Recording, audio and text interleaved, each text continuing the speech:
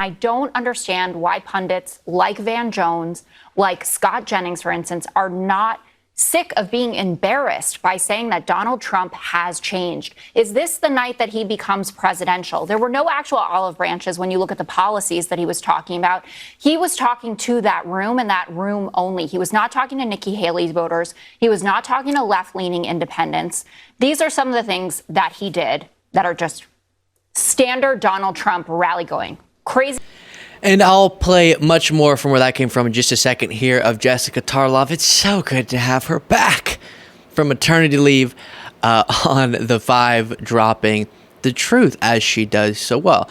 And before we get back to her, I should fill you in on the context. She referenced Van Jones and another CNN contributor. And I do want to have a little bit of a conversation about, in the wake of Trump's disastrous and just filled with lies speech that he delivered. We did our analysis and live stream, then uploaded that up on the channel. But I want to talk about a little bit more this ambition for some to say, but he talked about unity some, so, and we'll get to that. But what she's referencing is this moment from CNN. I want to say so we can have an academic. You know what? You see something? I want to say something. This spirit that this guy has, you guys think this because he's drunk? He's not. This whole thing is like this. And he's drunk on the purpose guys, tonight. the last time I was in a convention that felt like this was Obama 2008.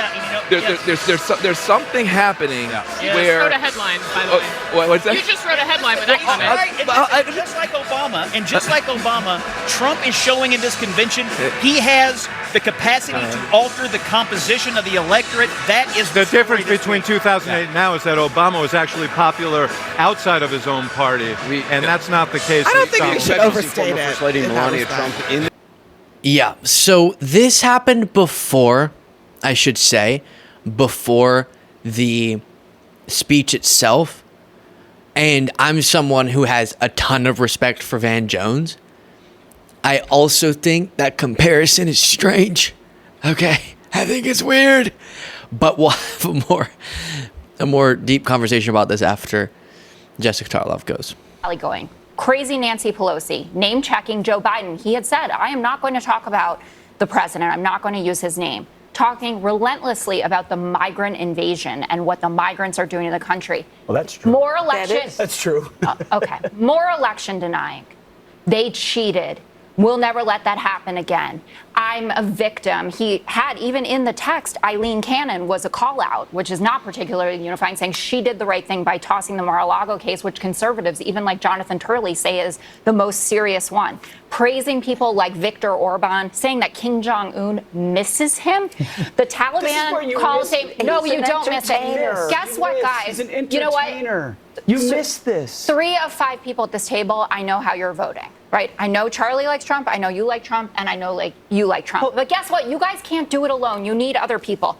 And so fantastic. And I have one more moment from her in just a little bit to play for you. If you appreciate this show and want to, in the easiest, freest way possible, support the work that we're doing, clicking that subscribe button makes a huge difference. Back to the video. But yeah, so let me give you, before going any further, the live reaction to Josiah telling me that this had been mentioned on CNN during our live stream yesterday. On with it. And by the way, Luke, I will say, from what I've seen on Twitter, apparently Van Jones of CNN said something to the effect of that he got 2008 Obama vibes from the speech. I don't even know. No, Luke, get back here. Luke, you baby, come back. Come on. Focus it. Yeah, I know. My camera's You should out of just focus end it now. Yeah, your camera was. So again, he was just seeing, as we were talking live Twitter discussion, it turned out it wasn't the speech gave him 2008 Obama vibes, because then I would really have a problem. But something about the room, again, I would disagree with that characterization. I wasn't there, but I don't like this Trump. Something's changed. He's a different man. And he tried to mislead people by putting unity at the front, unity at the back, and in between. The actual meat of that sandwich was way too many minutes of lies. As Jessica Tarlov said, what's unifying about lying about our elections, a fundamental process that right now we're doing a convention to participate in? This convention means nothing if we don't have our democratic process. And that's what Trump was, again, couldn't help himself lying about. The crazy Nancy Pelosi stuff. And just as we talked about yesterday extensively on the live stream, telling lie after lie after lie that is not unifying, saying the Democratic Party weaponized the justice system. No, it didn't. Saying Trump is saving democracy. No, he's not. Saying he's beat the indictments. We did a great job with COVID. He rebuilt the military. What does that even mean? How does that make any sense? Show me which metric he's referring to. Saying that crime is increasing when it's decreasing. A bunch of lies relating to, or dishonest, vile rhetoric relating to undocumented immigration. Pretending like oil production isn't hitting record highs.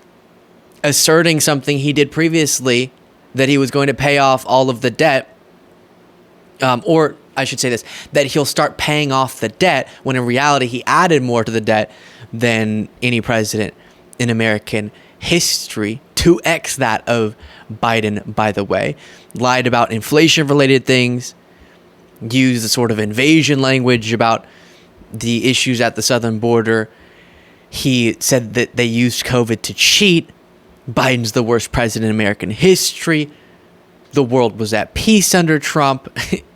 We went through again the specifics of the absurdity of these claims in that other segment, talking about Americans are being squeezed out of the labor force as a way of fear-mongering about the very problems that he's getting Republicans to shoot down solutions to, meaning border-related things. And also right now we're seeing record labor force participation rates. 100% of jobs are being taken by undocumented immigrants. How does that percentage even make any sense? Saying Biden wants to raise your taxes 4x, lies, just lies, etc., etc., etc., right? Lying is more divisive than anything. And also using needlessly provocative rhetoric while you're doing so is divisive. So don't give me this unity nonsense in the headlines, people, and pretending like Trump is... This is the day, as Jessica Tarlov said, this is the day he became presidential. How many years in? After the whole political coup attempt and all that, now he's being presidential. Here's more from Jessica Tarlov. And what is the obsession with Hannibal Lecter? Can someone explain to me? It's like Reagan and it's not funny. It's so weird. He was a sociopath that ate people's faces. Everybody knows he's a sociopath. And Trump always says the late, great Hannibal Lecter, which, what is that? How is he late and great? I'm confused. Midas Touch reports, in a series of increasingly bizarre and unsettling comments, Donald Trump has been invoking Hannibal Lecter, the infamous fictional cannibal, during his rallies. Trump refers to Lecter, played by Sir Anthony Hopkins in the 1991 film The Silence of the Lambs, as the late, great Hannibal Lecter, which is especially odd because the character... the character's neither late nor great.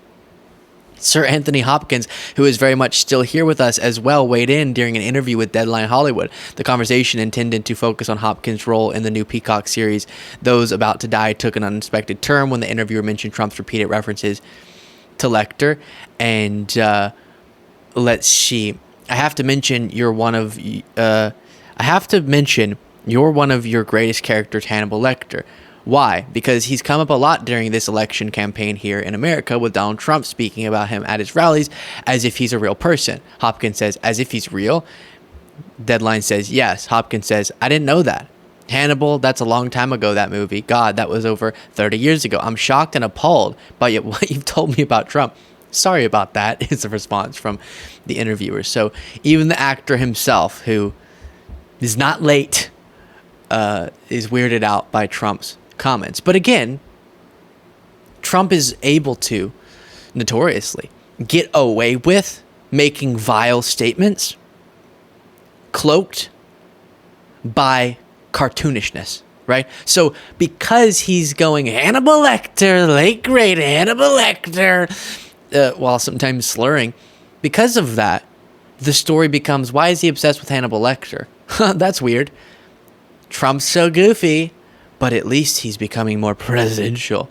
And then the story isn't, hey, look at how he uses such dehumanizing rhetoric about an issue that if we're talking about the core real issues, not the Hannibal Lecter fictional issues, but the real issues, we see a record of him encouraging obstruction to solutions to problems there.